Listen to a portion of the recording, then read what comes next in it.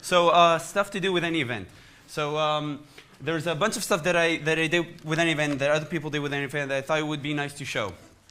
There's an XKCD interface. I had about 20 minutes spare one evening, and XKCD has an interface defined by an API, but no one actually wrote an implementation for it in Perl. So I wrote one. It looks like this, and then you get use www.xkcd, and then you have an object, and you can call fetch on it with a subroutine, and that's asynchronous. But the fun part about www.xkcd is that it's also synchronous, so it's both, and you can play with it and check it out. It's kind of nice. Another thing that you can do with AnyEvent is write a PSGI Plex server that I didn't write, so Twiggy server. And a really nice thing that you can do with this, if you have code, a service that you wrote with AnyEvent, and you want to have introspection, you can actually add this server to your code, and suddenly you have a server for introspection, a web server that you can actually probe your live daemons with, which is a really nice feature. I'm actually walking towards something more interesting than any of these. So an AWS EC2 interface, has anyone used Amazon Web Services? You can raise your hand, it's fine. They have a booth there. They'll be offended if you don't. So there's EC2 Tiny, Net EC2 Tiny, and I wrote an asynchronous interface to that. So you get like success callback and a fail callback and all that shit. A monitoring framework, I worked at a website, and another I worked at a company, another friend worked at a different company. We both wrote monitoring services. They actually use the same core, so we kind of decided to join forces, and we wrote this thing called Juno, named after his cat. And it has checks and objects, and they have their own definitions. And it has on success, on fail, on result, that you can decide whether it's a success or fail, and that it runs all the checks for you.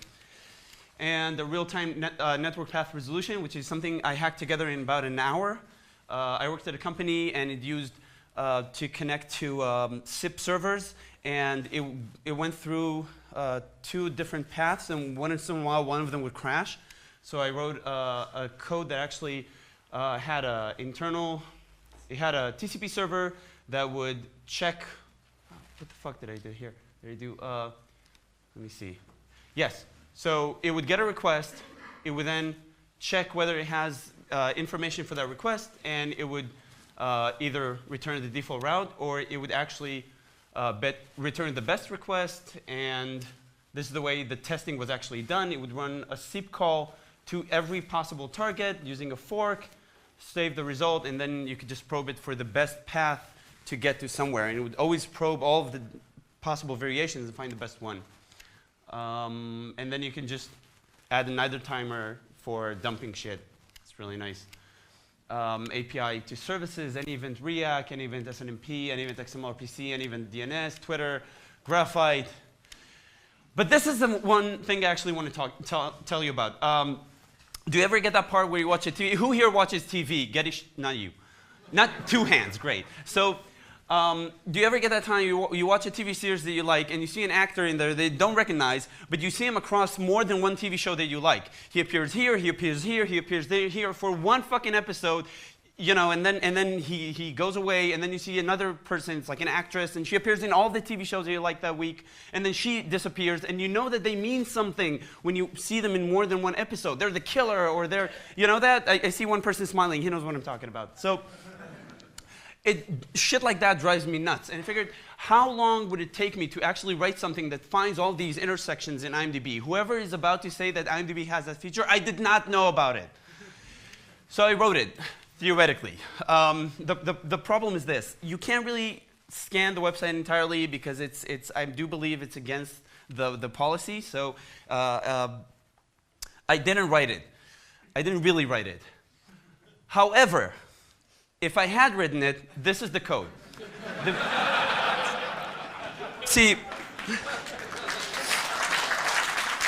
okay, so what it does is that it has, allegedly, it has a few TV shows, and you should never, ever, ever use regexes, but it took me like 10 minutes, so fuck it, and allegedly 10 minutes. And it basically goes through every title, and then it goes through every season of every title, and then every episode of every season of every title, and fetches all of the actors, because actors are not by TV series or not by season, they're actually by episode.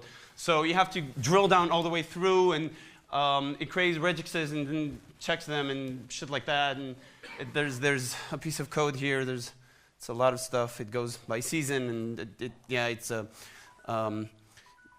Is that me? Okay, so let me finish it, because I actually told me he was going to do this. I do want to show one thing, some data, because people like data. So 6 TV series, 42 total episodes, 1,510 total episodes, 42 seasons, 6,484 total actors, 7,493 roles.